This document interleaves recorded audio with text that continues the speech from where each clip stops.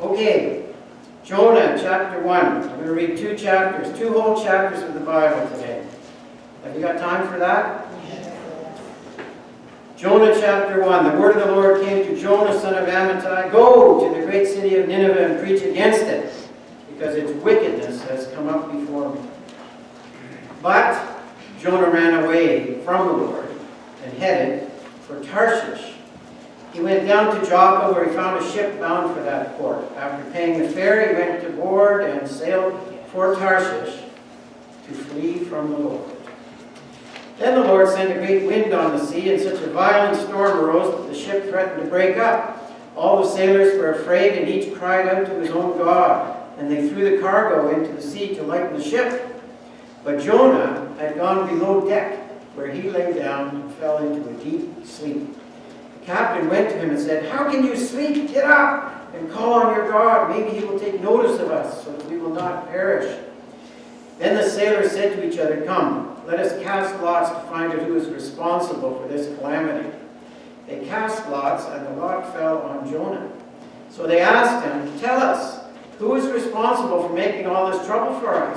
What kind of work do you do? Where do you come from? What is your country? From what people are you?" He answered, "I am a Hebrew, and I worship the Lord, the God of heaven, who made the sea and the dry land."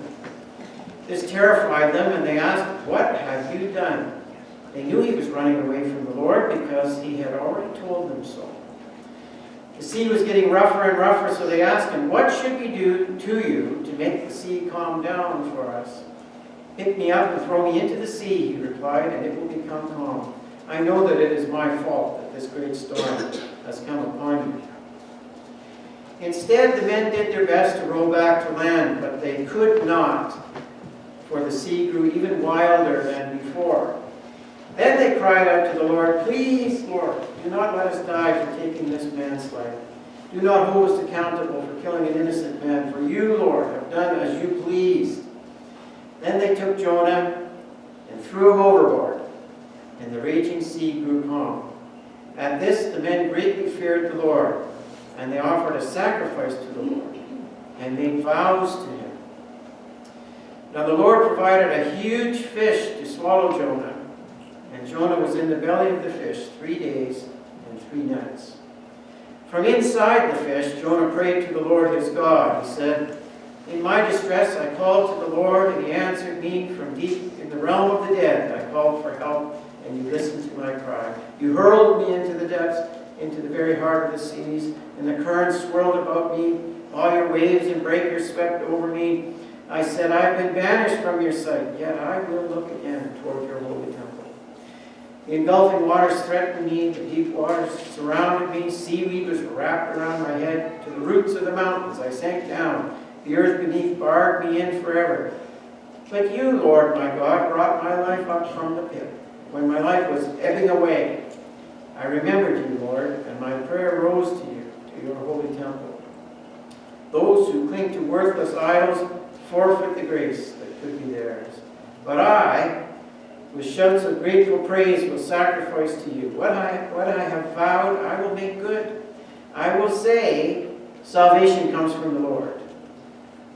And the Lord commanded the fish, and it vomited Jonah onto dry land. Amen. The word of the Lord. I know Christmas seems like a long time ago, but perhaps you remember The Grinch. Maybe a few of you had the privilege of reading that book to your kids or your grandchildren last month. That ugly green miser, the Grinch, he hates everybody and everything except his faithful dog Max. And his hate stems from his dysfunctional heart that is 2 sizes too small. And as a consequence, he's unable to love anyone or let any love inside his life. And we can laugh at him.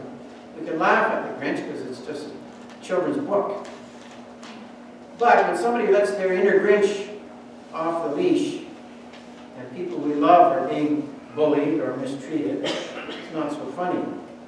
People not being very nice to each other, I'm sure we've all had that experience.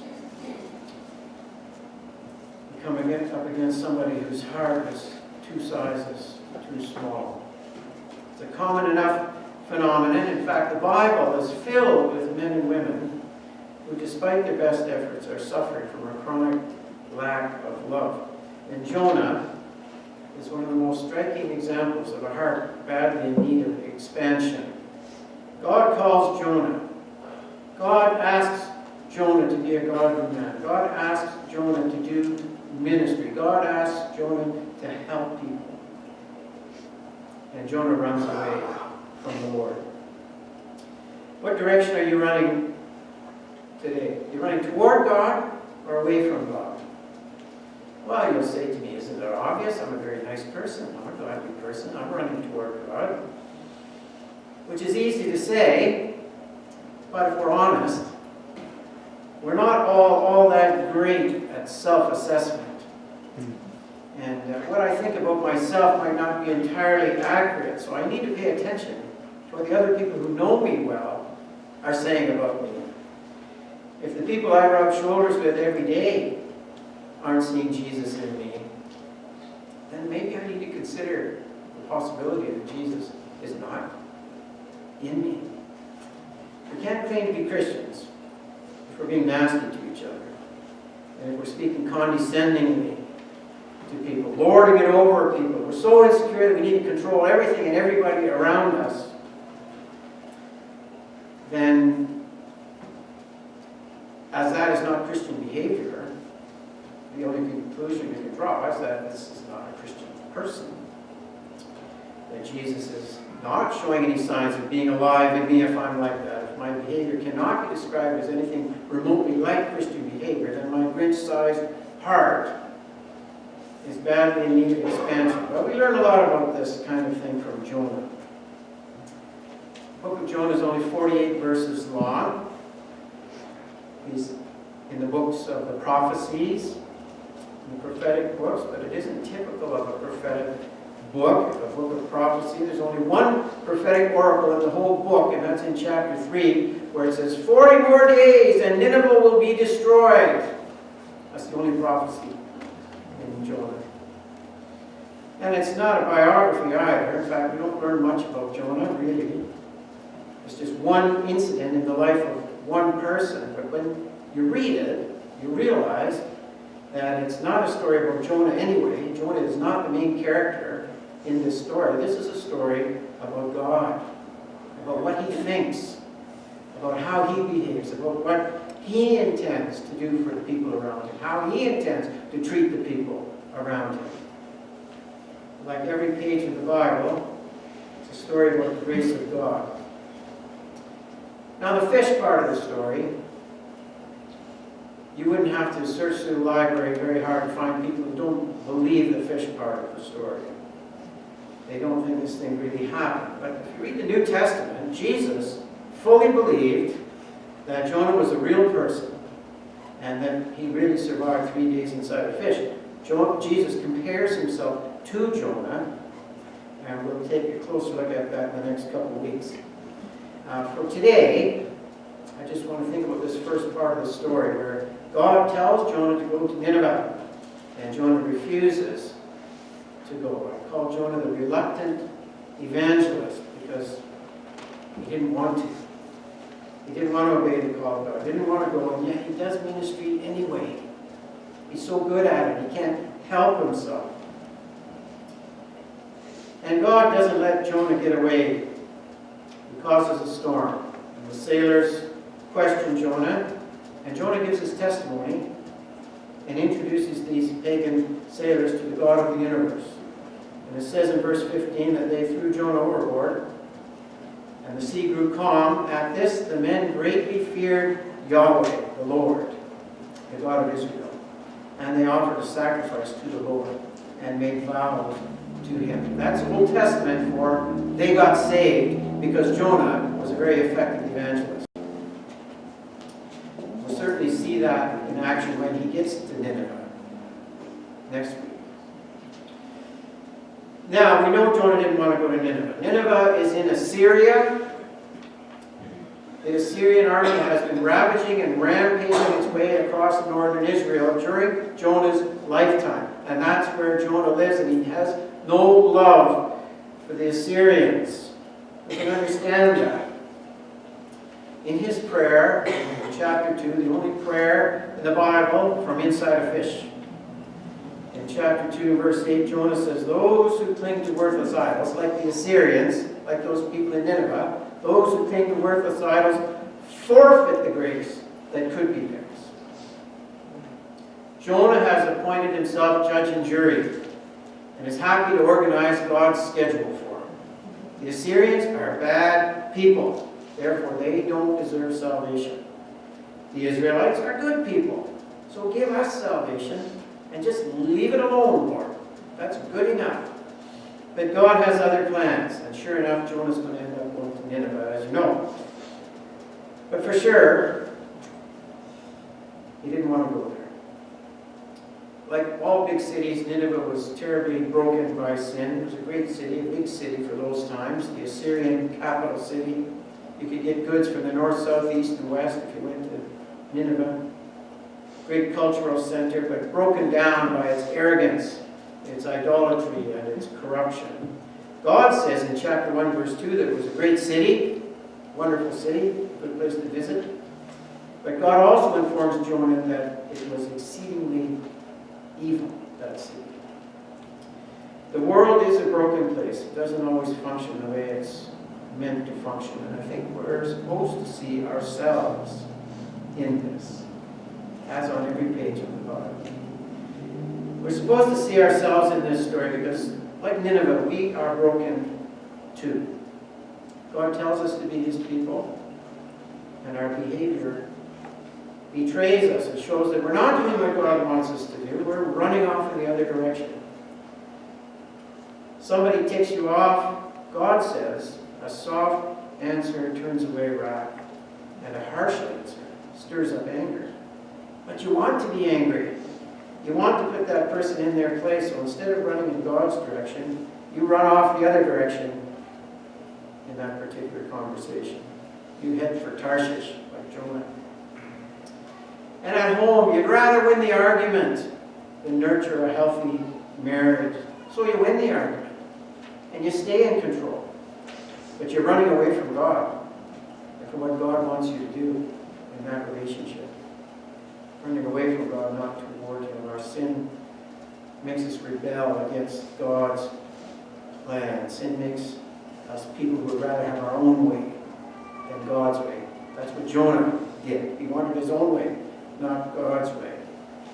We'd rather do what seems best to us than consider with the God who created it all, who has the most expansive wisdom beyond our imagination, what he says is best. No, we'd rather say, oh, pardon me, but I think I know what's best. Thank you very much. And this is what I'm going to do. Well, that's Jonah.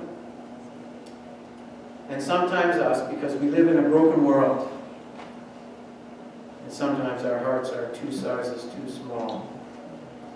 We should be ministering God's grace to each other. And we don't always.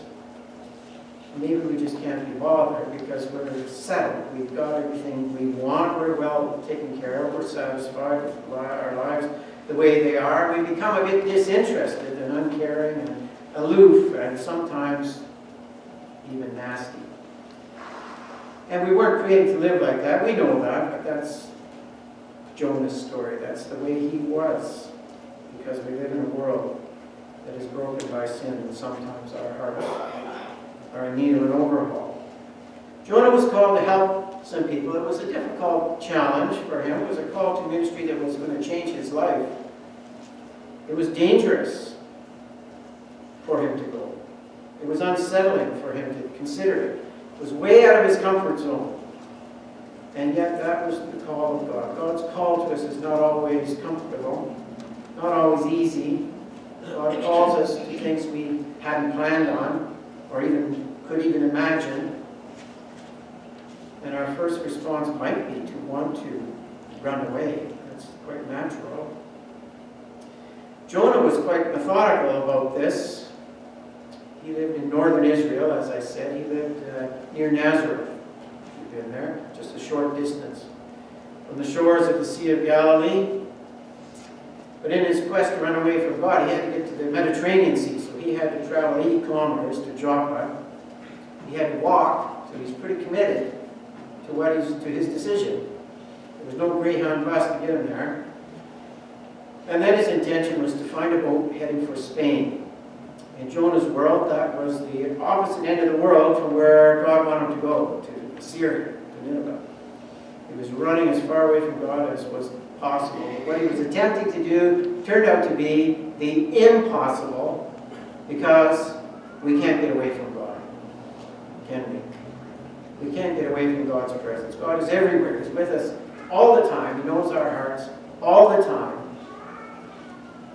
What is God calling you to do today?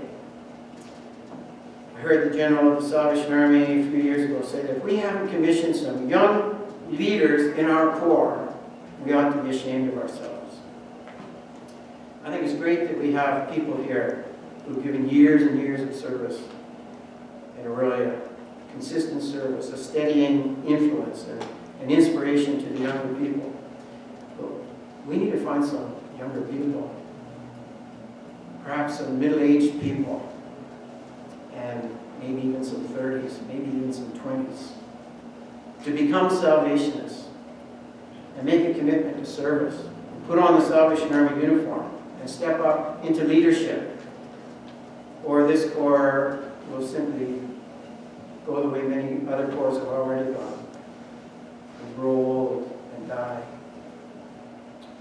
I think the Lord is speaking to some people.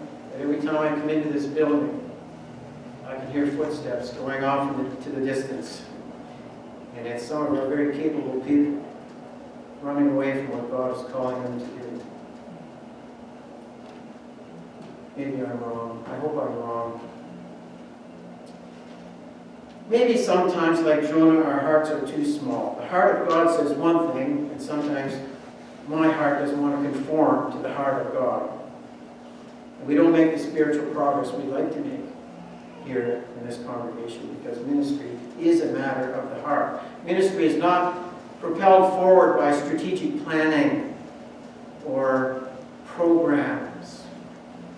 Ministry is not propelled by a schedule of activities, and ministry for sure is not moved forward by having more committee meetings. Ministry is propelled by the heart. And when I run from the ministry that God has called me to, I run because I do not share God's heart. Are you on the run today, anybody? Let's be honest. We all need the courage to say, Lord, I do run from you sometimes. There are places in my life, even this week, where I tried to run away from you and deny your presence. But the good news for us is that God is a faster runner than we are. And after we've made a run for it, after I've done everything in my power to avoid his presence, in the end, I find out that I've been running toward him the whole time. That's what Jonah found out. He was running toward God the whole time. Because God is there. Wherever we are, he's right there. He's as close as the mention of his name, Jesus.